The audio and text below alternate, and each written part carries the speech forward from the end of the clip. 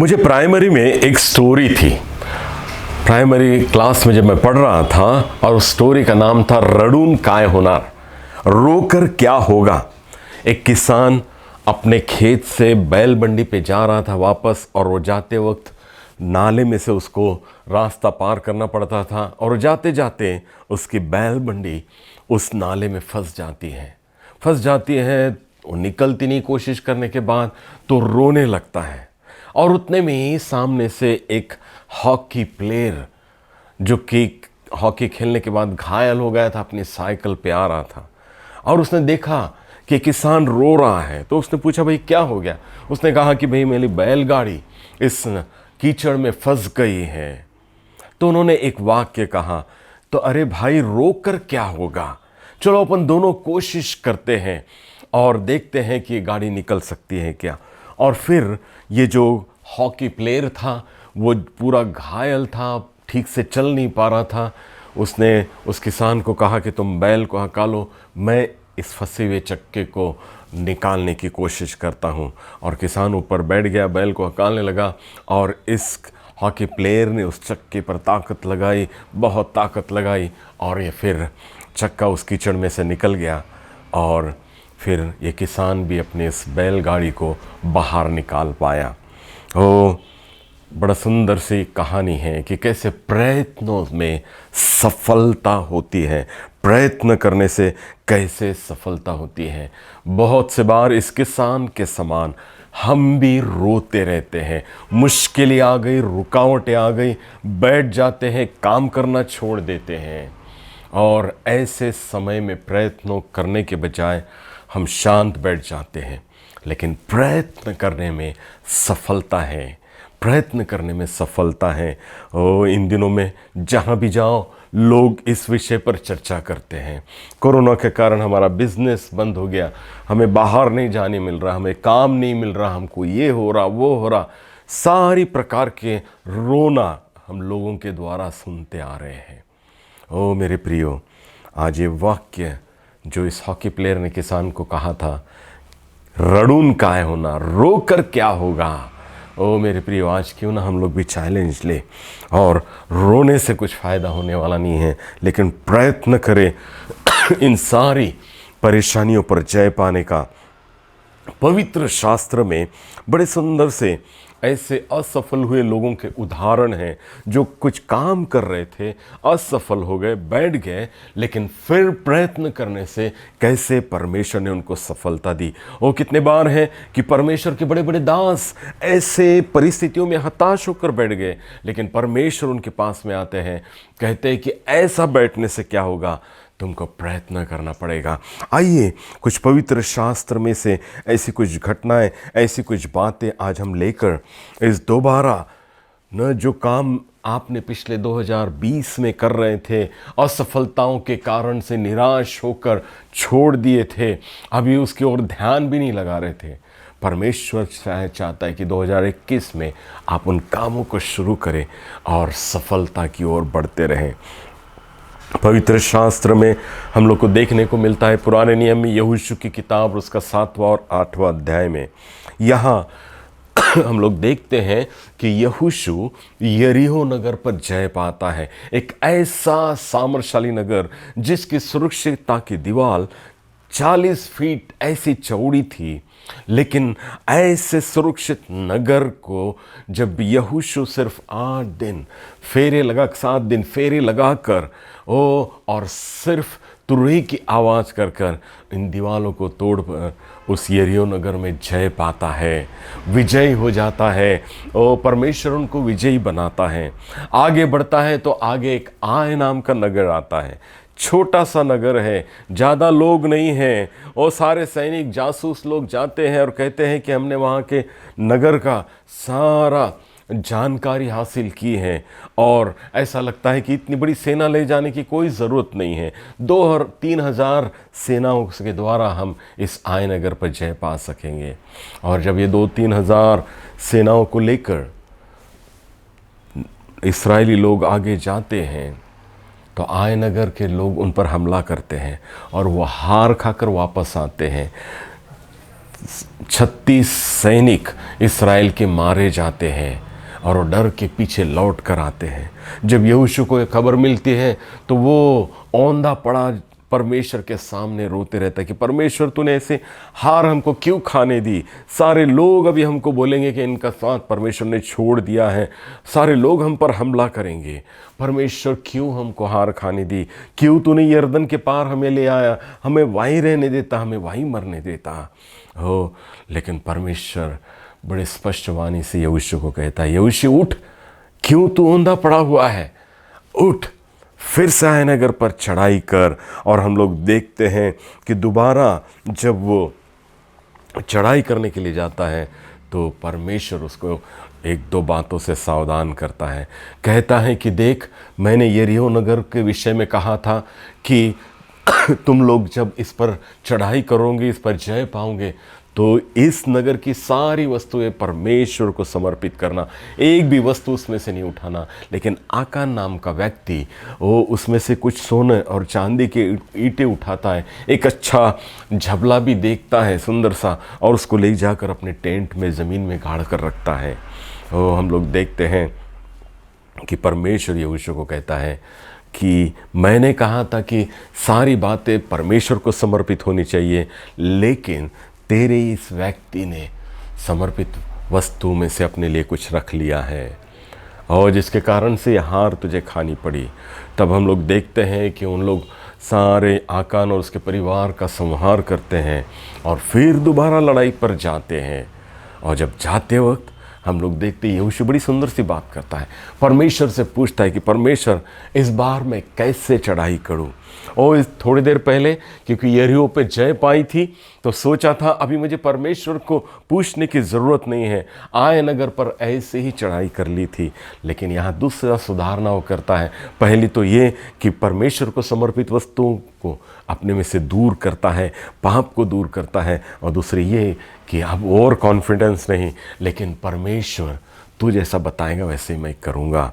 और फिर हम लोग देखते हैं कि असफलता के बाद फिर एक बार वो परमेश्वर की ओर ध्यान लगाता है।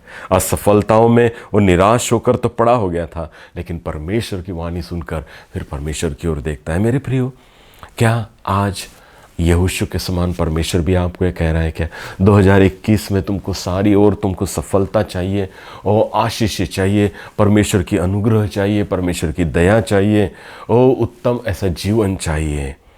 तो परमेश्वर भी जिस प्रकार से यहोशू को उसने कहा कि तुम्हारे उस खेमे में से पाप को दूर करो, समर्पित वस्तुओं को दूर करो, आज शायद ऐसा ही कोई पाप आपने अपने जीवन में छुपा कर रखा है जो पिछले कई सालों से आपके जीवन में बसा हुआ है। 2021 का वर्ष शुरू करते वक्त भी उसको आपने छुपा कर रख दिया है। तो परमेश्वर चाहता है कि ऐसा पाप आप दूर करें। और दूसरी बात ये न कि परमेश्वर की अगुवाई हासिल करें। पिछले साल कितनी भी आशीषें आपको मिली हो, लेकिन इस वर्ष में भी मैं परमेश्वर के चरणों पर नम्र और दीन होकर प्रार्थना करूंगा और परमेश्वर की अगुवाई और मार्गदर्शन हासिल करके इस नए वर्ष को भी मैं शुरुआत करूंगा, अपने जीवन के मार्ग की ओर अपने कदम बढ़ाऊंगा। और इतना ही नहीं, लेकिन अपनी दृष्टि परमेश्वर की ओर लगाऊंगा। ओ यहोशू ने ये सुधारना की। ओ उसने और कॉन्फिडेंस में परमेश्वर की ओर देखा नहीं था, लेकिन असफलता के बाद परमेश्वर की ओर देखा। तो हम लोग देखते हैं दोबारा जब वो आय नगर पर हमला करते हैं तो उस पर जय पाते हैं, जय पाते हैं। वो पहली बार हार खाई, प्रभु का चुना हुआ सेवक, प्रभु का चुना हुआ ऐसा अगुआ लीडर, लेकिन हार खानी पड़ी। ओ मैं और आप भी कितने भी प्रभु के चुने हुए हों, लेकिन पाप में परमेश्वर को दूर रखकर पाप में बातों में रहते हैं। तो मेरे प्रियो, सचमुच मुझे उन बातों को अपने जीवन से दूर करना है। आज जैसे यहोशू को परमेश्वर ने कहा, आज मुझे और आपको और सबको आज प्रभु यही कह रहा है कि अपने जीवन से पाप को दूर करो, तो देखो कैसे आशीषें तुमको मिलती हैं। दूसरी बात वो ये कह रहा है कि पाप का अंगीकार करो, स्वीकारो कि मैंने गलती की है, क्षमा मांगो। और तीसरी बात वो कहता है कि परमेश्वर की ओर देखो, परमेश्वर की अगुवाई हासिल करके प्रारंभ करो तो किस प्रकार से परमेश्वर इस 2021 में भी कितने ही करुणा के वायरस फैलते रहे, लेकिन आप एक जयवंत जीवन व्यतीत करते रहेंगे, एक सफलता का जीवन व्यतीत करते रहेंगे, आशीष भरा जीवन व्यतीत करते रहेंगे। दूसरा और एक उदाहरण हम पाते हैं जो पहला इतिहास की किताब उसका 13 और 15 वचनों में यहाँ हम लोग को देखने को मिलता है। दाऊद जब राजा बनता है तो उसको एहसास होता है कि परमेश्वर की उपस्थिति रखने वाला ऐसा पवित्र संदूक, आर्क, वो पवित्र कोष उनके साथ में नहीं है। तो वो कहता है कि अपने सारे सैनिकों से सलाह करता है, लोगों से सलाह करता है, और सब लोग कहते हैं कि हाँ, परमेश्वर का उपस्थिति हमारे जीवन में रखने वाले, हमारे राज्य में, हमारे देश में रखने वाले उस पवित्र संदूक को हम ले आएंगे, क्योंकि वो इसीलिए बनाए गए थे कि परमेश्वर एक बड़े प्रकाश में रूप में उस संदूक पर निवास किया करता था। और जब दाऊद अपनी सेनाओं को और अपने लोगों को साज बाजे के साथ में ले आने के लिए जाता है तो हम लोग को देखने को मिलता है एक बड़ी अच्छी सजी हुई बैलगाड़ी भी वो तैयार करता है, उस पर संदूक को चढ़ाता है और चढ़ाने के बाद में ले आते रहता है। लेकिन एक जगह पर बैल लड़खड़ाते हैं और ये संदूक ऐसा लगता है कि गिरने ही वाला है। तो उज्जा नाम का एक व्यक्ति उस संदूक ना गिरे इसलिए हाथ लगाता है, और जैसे हाथ लगाता है वो वहीं मर जाता है। और हम लोग देखते हैं कि ना, मर जाने के बाद दाऊद निराश होकर उस पर परमेश्वर के उपस्थिति रखने वाला पवित्र संदूक वहीं छोड़ देता है। वो हम लोग भी कितने बार है अच्छे कार्य शुरू तो करते हैं, जरा सी असफलता है, जरा सी रुकावट, निराशा आई तो उसको करना बंद कर देते हैं। परमेश्वर फिर दाऊद को कहता है कि नहीं, उस संदूक को तू फिर से वापस ले आ। और फिर उसको एक अगुवाई, उसको एक प्रेरणा देता है कि जब तू इस बार ले आए तो पूर्ण पवित्रता के साथ में सारे लोगों को तैयार करके ले आ। मेरे प्रियो, हम लोग भी कितने बार है प्रभु की आराधना तो करना है, साधारण तरीके से कैसी भी कर ले, कैसा भी कुछ कर ले, चलता है, प्रभु उसकी ओर ध्यान नहीं देता है। मेरे प्रियो, ऐसा नहीं है। आकान ने भी प्रभु को ये छोटी सी ईंटा, ये सोने चांदी की ईंटा से क्या मतलब है, छोटी सी बात है प्रभु के लिए, इसलिए वो छुपा कर रख देता है, लेकिन वो ही एक बड़े घात का कारण बनती है। आराधना और भक्ति, इसको हमने पूर्ण पवित्र के साथ में, क्योंकि हमारा परमेश्वर एक पवित्र परमेश्वर है, और उसकी आराधना और भक्ति भी हमने पवित्रता के साथ में करनी चाहिए। दाऊद ने पहली बार जब ये पवित्र संदूक जिस पर परमेश्वर की उपस्थिति होती थी, इसको लाने गया, लेकिन तैयारी नहीं की, एक व्यक्ति की जान खो दी और सोचा कि अब इसको नहीं लाता हूँ, नाराज़ हो गया था। लेकिन परमेश्वर ने फिर दोबारा उसको प्रेरणा दी, और हम लोग देखते हैं कि वो संदूक वो सुरक्षितता से ले आता है और एक सुरक्षित स्थान पर रखता है, और परमेश्वर की उपस्थिति फिर में उनमें देखने को मिलती है। मेरे प्रियो, सचमुच ही 2021 शुरू करते हो, क्या परमेश्वर की उपस्थिति आपके साथ में है क्या? परमेश्वर आपके संग में है क्या? तो ये सफलता का और आशीष का वर्ष है।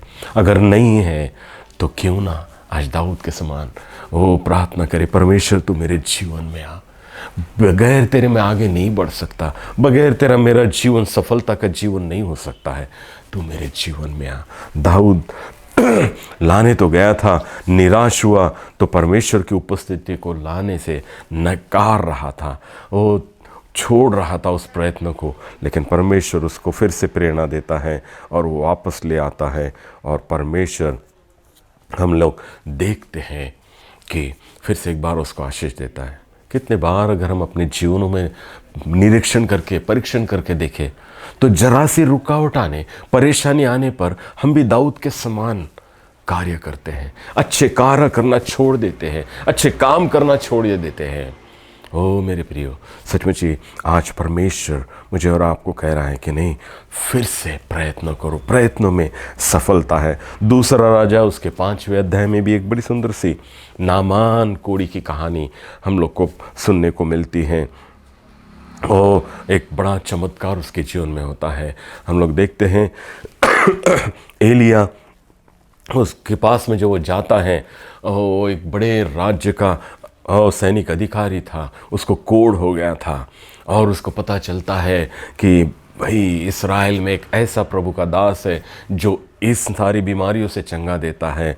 तो वहाँ जाता है और वहाँ जाने के बाद में एलिया उसको ये सोचता है कि भैया ये तो मुझे बुलाएगा और कुछ मेरे लिए प्रार्थना करेगा और चमत्कारिक रीति से मुझे चंगा करेगा, लेकिन एलिया उसको बुलाता नहीं, अपने दास को ही उसको दूर से भेजता है उसके पास में और कहता है कि तू जा यरदन नदी में 7 बार डुबकी लगा और तू चंगा हो जाएगा। नामान बोलता है, अरे मैंने तो सोचा था ये मुझे बुलाकर प्रार्थना करेगा, लेकिन मुझे तो ये कह रहा है कि नदी में जाकर स्नान कर। मेरे घर के स्नान गृह में मैं स्नान करके अच्छा हो सकता हूँ, यरदन नदी में मुझे जाने की क्या ज़रूरत है। ऐसा बड़बड़ाता हुआ न जाने की सोचता है, लेकिन उसका एक सेवक उसको कहता है, अरे बहुत साधारण सी बात तो उसने करने को कही है, कोशिश करके तो देखो, 7 बार डुबकी लगाओ। और नामान जब जाता है डुबकी लगाता है तो चंगा हो जाता है। ओ नामान 1 बार नहीं 2 बार नहीं, अपने स्नान गृह में नहीं, लेकिन परमेश्वर के दास ने, परमेश्वर ने जैसे बताया यरदन नदी में तुझे जाना पड़ेगा, 7 बार ही डुबकी लगानी पड़ेगी, 1-2 में काम नहीं चलेगा। ओ कितने बार हैं हम लोग भी ना बहुत शॉर्टकट्स ढूंढ लेते हैं और सोचते हैं कि परमेश्वर की अनुग्रह, परमेश्वर की आशीष हमको मिल जाएगी। ओ परमेश्वर साधारण रीति से काम नहीं करता। ओ बड़े क्रूसेड में, बड़े जगहों पर बड़ा कोई महान सामर्थशाली सेवक मुझे स्पर्श करेगा। हम भी कई बार ऐसे ही नामान के समान सोचते हैं, तब मैं अच्छा हो जाऊंगा, तब मुझे आशीष मिलेगी, उसकी प्रार्थनाओं से, उसके प्रयत्नों से मेरा भला हो सकता है। लेकिन परमेश्वर मुझे और आज आपको कह रहा है कि तुमको स्वयं को प्रयत्न करना जरूरी है। नामान साधारण तरीके से परमेश्वर कार्य करता है। यरदन नदी में जा, 7 बार डुबकी लगा, 1 बार नहीं 2 बार नहीं, ओ पूरे 7 बार। और जब ऐसा करता है तो वो चंगा हो जाता है। मेरे प्रियो, आज आप लोग को भी सोचे कि आपने कितने बार अपने जीवन में से शॉर्टकट ढूंढकर वो आसान तरीके से परमेश्वर का कार्य करने का प्रयत्न किया है और कितनी ही आशीषों को खो दी है। आज परमेश्वर आपको कह रहा है कि जैसा परमेश्वर का वचन आपको बताता है उसी रीति से करो। पहला राजा 17 अध्याय में यहाँ हम लोग देखने को मिलता है सारफत की विधवा, ओ जिसके कुप्पी का तेल और जिसके डिब्बे का आटा कभी ख़त्म नहीं हुआ। और ये आशीष पाने के लिए उसको क्या करना पड़ा? उसके पास में थोड़ा सा तेल था और थोड़ा सा ही आटा था, मुट्ठी भर आटा था, लिखा हुआ है पवित्र शास्त्र में। और उसको जब वो अपने और अपने बेटे के लिए उसकी रोटी बनाकर खाने वाली थी, हम लोग को देखने को मिलता है कि यहाँ एलीशा आता है, कहता है कि मेरे लिए पहले वो रोटी बना। ये बोलती है, अरे भाई हम लोग खाने वाले थे, ये खाने के बाद हमारे पास में कुछ भी नहीं था, हम मरने वाले थे। लेकिन ये स्त्री, ये सारफत की विधवा इस एलीशा की बातों को सुनती है, उसको पहले रोटी बना कर देती है। और बाइबल में पढ़ने को मिलता है कि उसके कुप्पी का तेल और उसके डिब्बे का आटा कभी ख़त्म नहीं हुआ। वो और उसका घराना निरंतर पेट भर खाते रहे।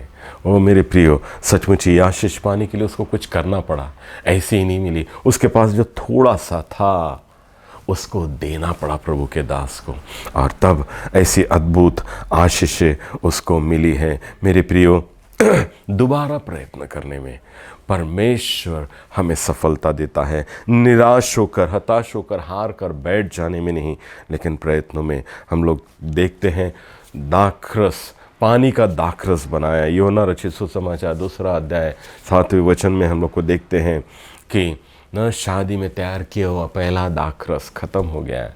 और तब मरिया प्रभु यीशु मसीह के पास में आती है और कहती है कि इनका दाखरस ख़त्म हो गया है, तो इनके लिए कुछ कर। और तब प्रभु यीशु मसीह वहाँ के सेवकों को, वो वहाँ जो बड़े बड़े घड़े रखे हुए थे, उसको पानी से भरने के लिए कहते हैं और कहते हैं कि भी जाओ और उसको तुम बांटो।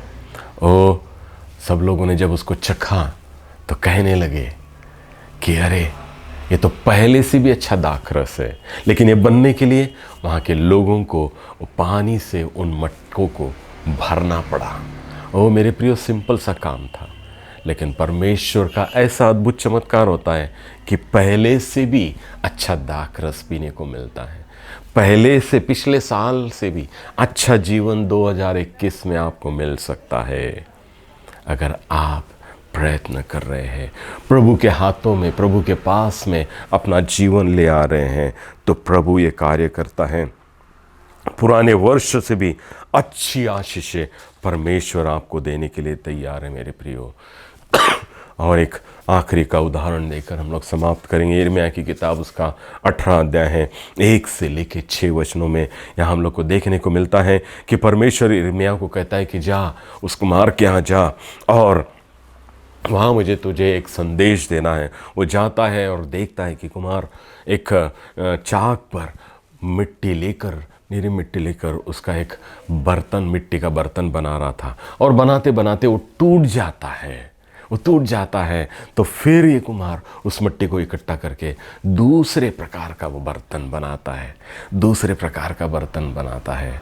और परमेश्वर वहाँ उस समय में ये कहता है यिर्मयाह को कि जा, इस्राएल को कहे, इस मिट्टी जिस प्रकार से उस कुम्हार के हाथ में थी तो उसने एक दूसरा बर्तन बनाया, वैसे तुम भी अगर मेरे हाथों में होंगे तो मैं भी तुमको इस्तेमाल होने वाले पात्र बनाऊंगा। अगर तुम एक कोशिश करके असफल हो गए हैं तो मैं दूसरा प्रकार का बनाऊंगा, लेकिन तुम्हें आवश्यक है जैसे मिट्टी ये कुम्हार के हाथ में होती है, वैसे तुम भी मेरे हाथ में रहो। मेरे प्रियो, सचमुच ही परमेश्वर आज दूसरे प्रकार का और जीवन, अगर आज आप इतना कुछ करके असफल है, निराश हो गए, कोई भी सेटिस्फैक्शन आपके जीवन में नहीं आ रहा है, परमेश्वर कह रहा है कि मैं तुमको इस्तेमाल होने वाला फिर से एक अच्छा पात्र बनाऊंगा। परमेश्वर का ये प्रॉमिस है, सिर्फ आपको एक प्रयत्न करना है कि उसके हाथों में अपने आप को देना है, और वो ऐसा सुंदर सा स्वरूप देता है। आइए हम लोग परमेश्वर के सन्मुख जाकर प्रार्थना करेंगे। परमेश्वर, आज ऐसे कितने लोग हैं जो यहोशू के समान हार गए हैं, हारी हुई ज़िंदगी व्यतीत कर रहे हैं, जिनको वो संवारते संवारते कोशिश भी कर रहे हैं, लेकिन निराशा ही हाथ में आ रही है। ओ प्यारे खुदावन, हम धन्यवाद देते हैं कि तू हमारा एक ऐसा परमेश्वर है जिसको कुछ भी करना असंभव नहीं है। ओ प्रभु परमेश्वर पिता, सारी बातें तू संभव करता है प्रभु, और धन्यवाद देते हैं हमारे प्रयत्नों को तू आशीषित करता है प्रभु। हम धन्यवाद देते हैं, दाखरस खत्म हुआ, ख़त्म हो चुका था, लेकिन दोबारा आशीष देकर तूने पहले से भी अच्छा दाखरस बनाया। हम धन्यवाद देते हैं पाप में रोगों से, जिस प्रकार से नामान को कोढ़ से तूने चंगा किया, वैसे आज प्रभु हम तेरे चरणों पर आते हैं। पाप में रोग से हम जर्जर हो चुके हैं, हमें तो चंगाई दे, हमें तो अच्छा बना प्रभु। संसार की बड़ी बड़ी चमक दमक हमें कई बार तेरे पास आने से रोकती हैं। दिखाने वाली बातों की ओर ध्यान देकर कई बार साधारण तरीके से तू हमारे जीवन में आकर कार्य करता है, हमें आशीषित करता है, इस ओर हम दुर्लक्ष करते हैं। हमें तू क्षमा कर प्रभु। तेरे स्वर्गीय ज़िंदगी से फिर से एक बार तू हमें स्वयं आकर ताकत और सामर्थ्य देकर तेरी योजना जो तूने हमारे जीवन के लिए बनाई है, उस प्रयत्न में तू हमें ले चल प्यारे खुदावन। प्रभु, हम तू प्रार्थना करते हैं, हम टूट चुके अपने जीवन को संवारते संवारते। आज प्रभु परमेश्वर पिता, सचमुच ही हम ऐसे लग रहे हैं कि नष्ट हो चुके हैं, लेकिन जिस प्रकार से तूने प्रभु जो उस कुमार ने दूसरा बर्तन बनाया, वैसे आज तो हमारे जीवन को भी एक नई निर्मिति बना, एक नया स्वरूप दे प्रभु, और हमें तो इस्तेमाल कर प्रभु परमेश्वर पिता। हम अपने आप को तेरे हाथों में समर्पित कर से फिर से हमें तू बना, और पहले से भी अच्छा दाखरस जो बना था वैसा टेस्टी हमारा जीवन तो बना, वैसा सुंदर पवित्र धार्मिक तेरे आशीषों से सामर्थ्यों से भरा हुआ, तेरे प्रभु यीशु मसीह के समान आचरणों से, विचारों से, कृतियों से भरा हुआ ऐसा जीवन तो हमें प्रदान कर प्रभु। हम फिर से एक बार अपना आपका समर्पण तेरे हाथों में करते हैं, हमें तू बना और तेरी महिमा के लिए इस्तेमाल कर। विनती को प्रभु यीशु मसीह के नाम से मांगते हैं, आमीन। तो हो थक भी गए, घबरा गए जिंदगी से,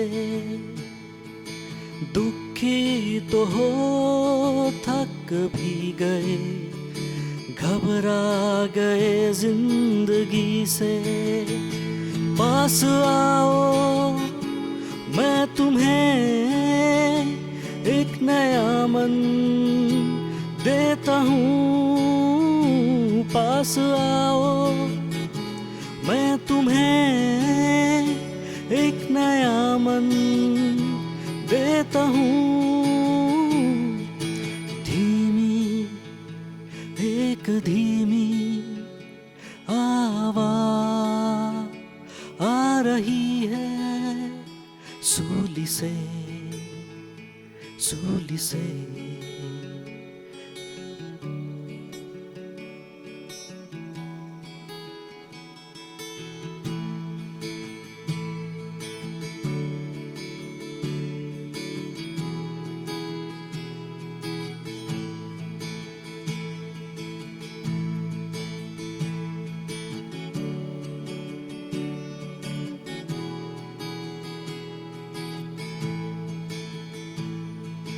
गम से भरे आंसू तले जीवन लगे बेसहारा। गम से भरे आंसू तले जीवन लगे बेसहारा। पास आओ, मैं तुम्हें शांति आराम देता हूँ। पास आओ, मैं तुम्हें शांति आराम देता हूँ। धीमी, एक धीमी आवाज़ आ रही है सूली से, सूली से।